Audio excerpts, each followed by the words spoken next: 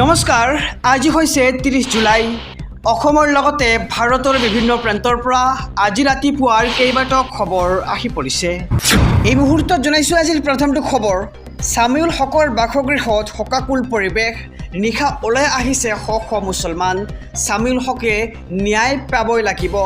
নন্দিনী কাশ্যপ কোনো Bollywood Hollywood star নহয়, কিন্তু কিয় এই পৰ্যন্ত আৰক্ষীয়ে গ্ৰেপ্তাৰ কৰিব পৰা নাই নন্দিনী কাশ্যপক? এই মুহূৰ্তৰ খবৰ জনাইছোঁ। SB অসম মিডিয়াৰ সমূহ দৰ্শকক ইঞ্জিনিয়াৰ হোৱাৰ সপোন শেষ কৰি দিলে এইবাৰ নন্দিনী কাশ্যপে। দুখীয়াৰ বাবে আইন সমান নহয় নেকি? নিশা মোকামুৱাৰ ছামিউলৰ বাসগৃহত লোকাৰণ্য হৈ পৰিছে পৰিৱেশ। আৰু এই মুহূৰ্তৰ খবৰ জনাইছোঁ যে ছামিউল হকে এইবাৰ ন্যায় পাব লাগিব, এই দাবীৰে ওলাই আহিছে এতিয়া শ শ মুছলমান। এই মুহূৰ্তত জনাইছোঁ আজিৰ দ্বিতীয় নম্বৰ খবৰটো। বিদ্যালয়সমূহক লৈ আহি গ'ল নতুন নিৰ্দেশনা। অহা ১ আগষ্টৰ পৰা পুনৰ আৰম্ভ হ'ব পাঠদান। উৎকট গৰমৰ বাবে ৰাজ্যত সলনি পাঠদানৰ সময়সূচী। গুৱাহাটীৰ সকলো শিক্ষানুষ্ঠানত প্ৰযোজ্য হ'ব এই নতুন নিৰ্দেশনা। পুৱা 7:30 পৰা সকলো শ্ৰেণীতেই আৰম্ভ হ'ব পাঠদান আৰু ছুটিৰ ক্ষেত্ৰতো শ্ৰেণী অনুসৰি থাকিব তাৰতম্য। নিম্ন প্ৰাথমিক বিদ্যালয়ৰ ছুটিৰ সময় হৈছে পুৱা 11:30। উচ্চ মাধ্যমিক প্ৰাথমিক বিদ্যালয়ৰ ছুটিৰ সময় হৈছে 12 বজা আৰু মাধ্যমিক পৰ্যায়ৰ শিক্ষানুষ্ঠানসমূহত পাঠদান চলিব দুপৰীয়া 1 বজালৈকে। আৰু কামৰূপ মেট্ৰৰ ISGO দীপিকা চৌধুৰীৰ নিৰ্দেশনা জাৰি কৰা হৈছে। মুহূৰ্তৰ খবৰ জনাইছোঁ যে 1 আগষ্টৰ পৰা উৎকট গৰমৰ বাবে ৰাজ্যৰ বিভিন্ন প্ৰান্তত পাঠদানৰ সময় সলনি কৰা হৈছে। এই মুহূৰ্তত জনাইছোঁ আজিৰ তৃতীয় নম্বৰ খবৰটো। ই ৰিক্সা চালকসকললৈ আহি গ'ল 12টা ডাঙৰ নিৰ্দেশনা। যিসকলে ই ৰিক্সা চলায় আৰু ই ৰিক্সাত ভ্ৰমণ কৰে তেওঁলোকৰ বাবে এটা অত্যন্ত জৰুৰী খবৰ। খবৰটো জনাই যাম। SB অসম মিডিয়াৰ সমূহ দৰ্শকক নিয়ম নামানিলে ভৰিব লাগিব জৰিমনা। 1 নম্বৰ, সকলো ই ৰিক্সা চালকে পৌৰসভাই যোগান ধৰা নম্বৰ প্লেট লগাব লাগিব। 2 নম্বৰত, নগাঁও পৌৰসভা এলেকাত পৌৰসভাৰ দ্বাৰা অনুমোদিত ই ৰিক্সাৰ বাহিৰে অন্য ই ৰিক্সাৰ চলাচল নিষেধ কৰা হৈছে।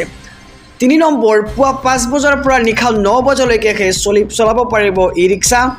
4 নম্বৰ, প্ৰতিখন ই ৰিক্সাৰ সোঁফালে গ্ৰীণেৰে বন্ধ কৰা হ'ব লাগিব আৰু ব্ৰেক হৰ্ণ লুকিং গ্লাছ থাকিব লাগিব।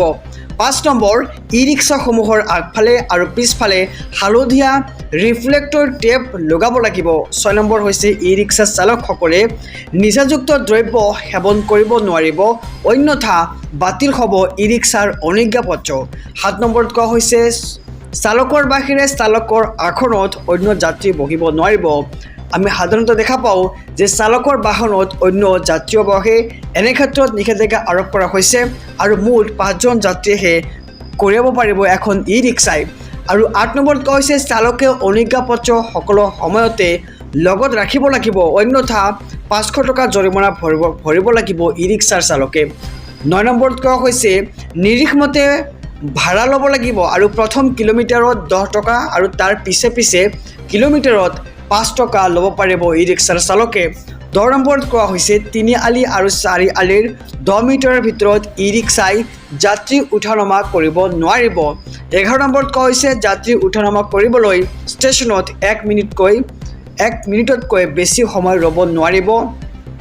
আৰু 12 নম্বৰত কোৱা হৈছে, ই ৰিক্সাৰ বাবে চহৰত কোনো নিৰ্দিষ্ট পাৰ্কিং স্থান নাথাকে। এই মুহূৰ্তৰ খবৰ জনাইছোঁ যে ই ৰিক্সা চালকসকলে লগতে যাত্ৰীসকলে মানি চলিব লাগিব মুঠ 12টা নিয়ম আৰু 12টা নিয়মৰ এটা নিয়ম ভংগ কৰিলেই ভৰিব লাগিব জৰিমনা আৰু আইনমতে হ'ব দণ্ডনীয়। আহিছোঁ পৰৱৰ্তী খবৰৰ মাজলৈ। ৰাজনৈতিক প্ৰেক্ষাপটৰ এটি ডাঙৰ খবৰ। মুছলমানক অসমৰ পৰা আঁতৰোৱাৰ অধিকাৰ চৰকাৰৰ নাই। যিমান দিন থাকিম বীৰৰ দৰে থাকিম আৰু আমাক গুলি কৰিলেও আমি ভয় নকৰোঁ। এই ভূমিতে জন্ম আৰু এই ভূমিতে মৰিম।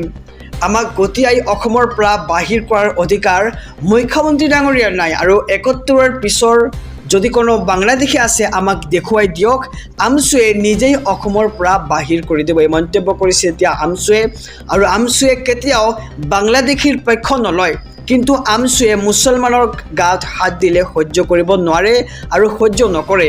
যদি আমাক ইমানেই বেয়া পায় তেন্তে আমাক নাইকিয়া কৰি দিয়ক।